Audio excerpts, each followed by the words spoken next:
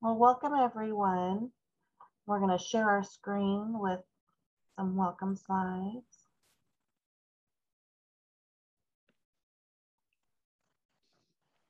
So I happen to be the host for today's session. I'm Courtney Sullivan with the E3 Washington Board. And we wanted to just take today, Thursday, to check in about our committees and about our organization. So we wanted to share our kind of vision and mission and remind folks our connections as an NAAW affiliate and kind of how we've changed our name over the years. So we wanted to share this information with everyone today. And we're all here for the amazing session from our convenings committee, growing your region, and how do we best come together locally. You'll note we changed the time to add a little bio break between the two sessions that the convenience committee are hosting today. Also wanted to remind you that closed captioning is available. You're able to start it yourself if you'd like to do so.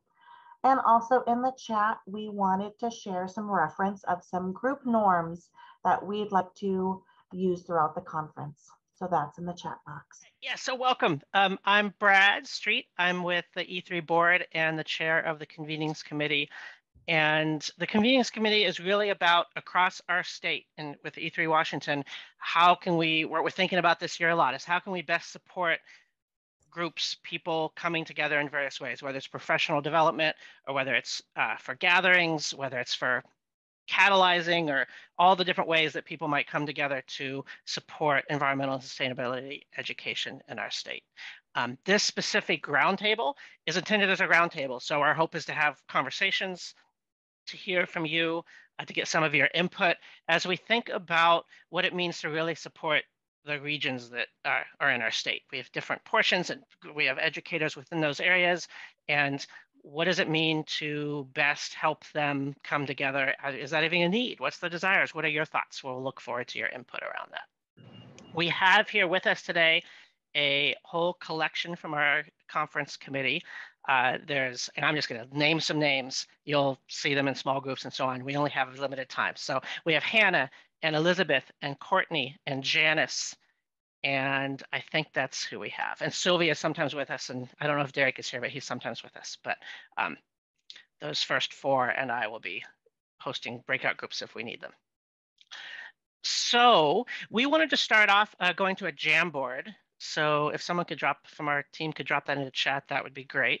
And on that Jamboard, we're going to ask you to go ahead and share who you are. So if you've used a Jamboard before, it's the same old thing. If not, you'll see on the left side there, there's a little button to create a sticky note. If you click on the link, you can go to your own version of the Jamboard. You obviously can't do it here on this screen. Create a sticky note and add it for your name and organization. When you create it, it'll appear up in the corner and you can just drag it down to where you want it to be. So we can see who all is here with us. If you have questions, you can ask them in chat. If you can't access the Jamboard at all, feel free to post that in chat and we can put things in for you. Look at that, Courtney's demoing for us as she puts hers in.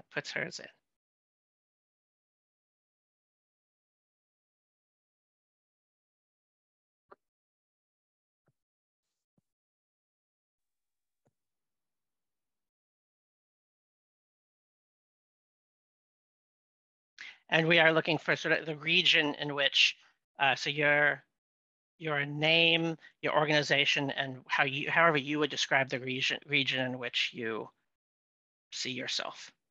Where are you coming from? So I put North Puget Sound, but you can put it as you wish. And that will also help us get a sense of sort of what areas are represented here today.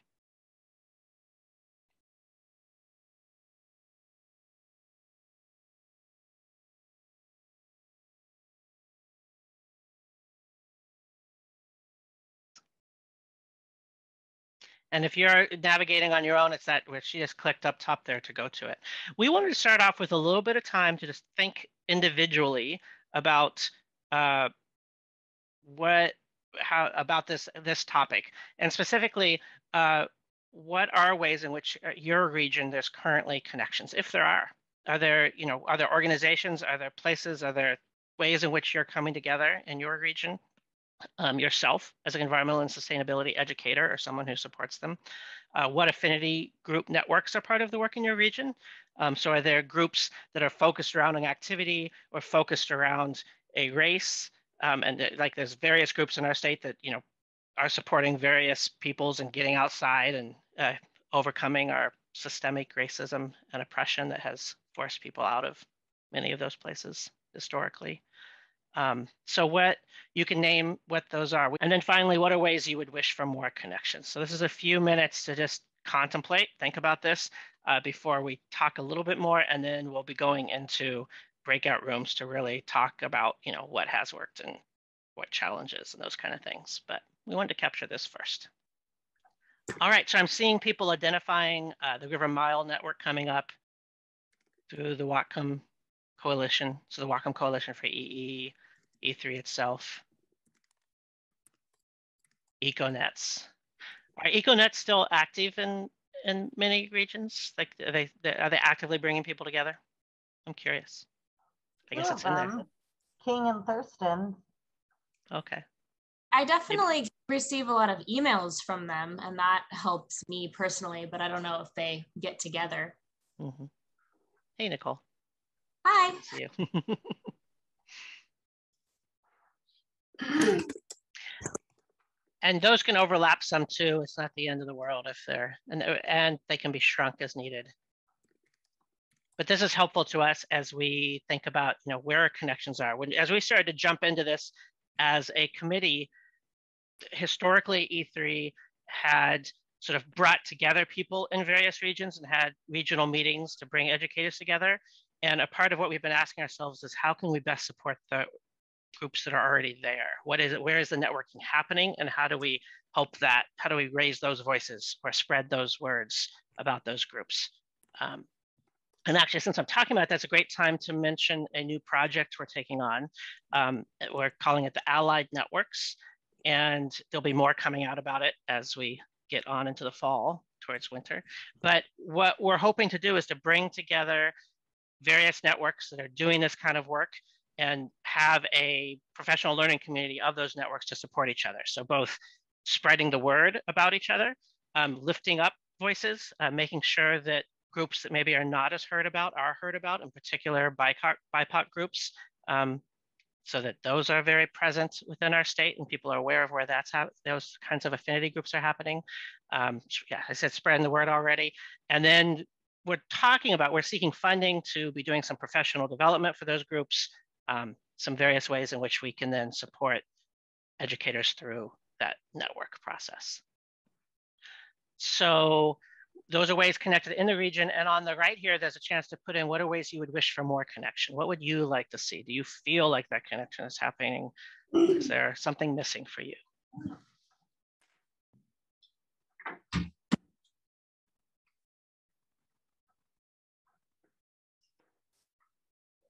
I'm seeing a piece here around better coordination between EE providers, less competition, more cooperation. Yeah, we talk about that a lot within Islandwood. How do we better collaborate and cooperate? I also work with Island. Connected through shared learning, professional development using a statewide curriculum for ESC. So interesting, something to think about in the context. Elizabeth, we won't spend time on this now, but the whole environmental and sustainability education literacy plan in the state, and what would it mean in terms of that kind of shared curriculum? But shared professional development, I see more regular collaboration, statewide projects. I don't know what WNPS stands for. Someone put that in a card. In general, it's hard when there's abbreviations. I do it myself as well. So we threw this in there mostly to just get our minds starting to think. What we're going to want to do from here is we're going to end up going into some breakout groups. And actually, I haven't been looking at how many. It looks like we have enough participants to need breakout groups. Yay. Good. Glad you all could join us. And in those breakout groups, we would love to have more of a conversation around thinking about your region, what has worked or is working. How is it that those kinds of things are happening? What are the challenges there as far as what you would hope to be happening? And any other thoughts you have. So it's just a chance to talk about this whole topic of coming together, share about what's happening in your area, and have a conversation around that. We earlier, Courtney posted a link, I believe, for talk norms in chat. Did you want to touch on that at all, Courtney? Were you going to share anything about the talk norms? Yeah, so I just put it in the chat again. It wasn't a link, it was just a reference of some, Okay. just a few of the conference group norms that we wanted to share. They were adopted from Courageous Conversations About Race by Glennie Singleton. So we just wanted to kind of be consistent through the conference of the expectation of group norms. And we know there's many more than just these few. And so we know our sessions are short and quick. And so we wanted to make space for them and show you where you can find more. We know we need to recognize the participate using these basic ones to move forward. All right, thanks. I do want to say that we have this convenings committee and we are thinking about this stuff and we're thinking about this allied networks piece and we're looking at how we can bring folks together. So I would like to offer the hope that you consider joining us and being a part of that. And we'll be dropping into chat a link to think about that. There's also an opportunity to have a follow-up with Hannah's workshop. Do you want to talk about that, Hannah? Yeah, we'll be doing another roundtable on the 15th at 2:15 about collaboration over competition between organizations to support collaborative efforts. So we have more affiliated networks that are working together towards common issues. Cool. Yeah, so come join that and see the amazing things they're doing up in Whatcom to make this all happen. And really gets at that competition side, which also came up in our group. Finally, something we are supporting over the course of this conference is an asset mapping piece where we'll start to capture the various folks. You want to speak to that quickly, Elizabeth? Sure, I'll drop a link into the chat momentarily, but we are at our kickoff tomorrow. We'll be adding to our asset map, and we just hope to get a real strong sense of who's doing what where. In the next session, we're going to be talking more about informal educator certification and professional development across the state, and we'd love to have you join us then. Again, the invitations to connect are in the chat. We hope you click on those links. Thanks, everyone. Thank you.